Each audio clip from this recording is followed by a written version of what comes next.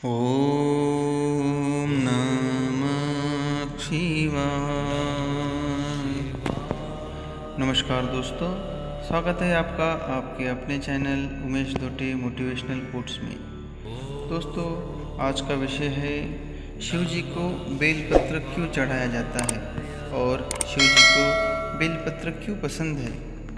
दोस्तों, प्रसिद्ध बिल्वाष्टकम बेल के पत्तों के गुणों और उसके लिए शिव के प्रेम का गुणगान करता है।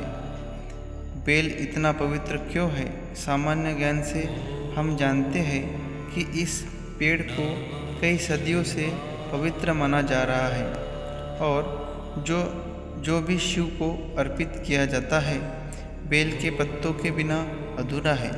इस पत्ते के साथ कई प्रतीकों को जोड़ा जाता है। माना जाता है कि त्रिकोणीय पत्ते या त्रिपत्र विभिन्न त्रिमूर्ति को दर्शाते हैं। सृजन, संरक्षण और विनाश या तीन गुण सत्व, रज और तम या तीन शब्दांश जो ओम को बताते हैं। यह मौलिक ध्वनि जो शिव के सार को प्रतिध्वनित करती है। तीन पत्तियों को महादेव की तीन आँखों या त्रिशूल, उनके जाने पहचाने हथियार को भी प्रतिकारात्मक करने के लिए माना जाता है। यह सब किंवदंती के हिसाब से है, लेकिन जीवन के रूप में बेल को इतना पवित्र क्यों माना जाता है? एक पत्ता दूसरे से ज़्यादा पवित्र क्यों है? क्या यह किसी प्रकार का पूर्वाग्रह है?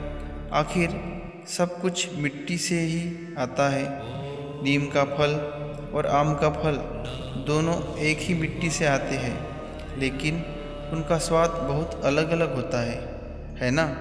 एक विशिष्ट जीवन एक ही मिट्टी को जैसे प्रोसेस करता है और दूसरा जीवन उसी मिट्टी को जिस प्रकार प्रोसेस करता है वह अलग है। एक कीड़े और एक कीट में और आप में और दूसरे इंसान में क्या अंतर है?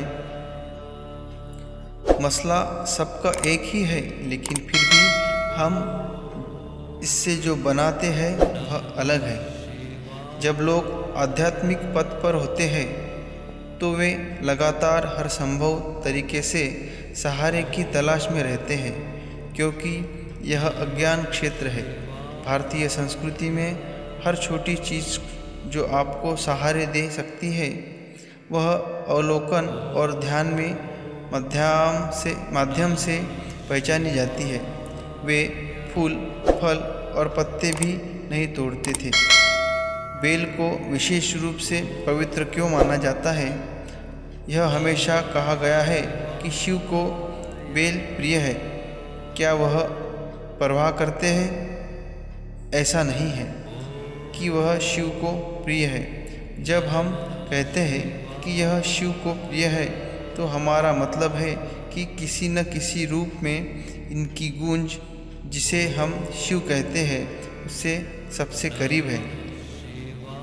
हमने इस तरह की कई चीज़ों की पहचान की और केवल वही चीज़ें अर्पित की जाती है जो आपका उनसे संपर्क बनाने का साधन बन जाती है।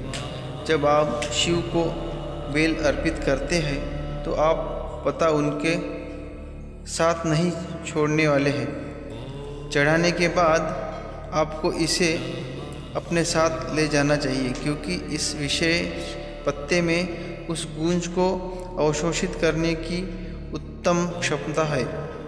यदि आप इसे लिंग पर रखते हैं तो इसे वापस लेते हैं तो यह लंबे समय तक गूंज को बनाए रखने की क्षमता रखता है। यह आपके साथ रहता है। आप इसे आजमा सकते हैं।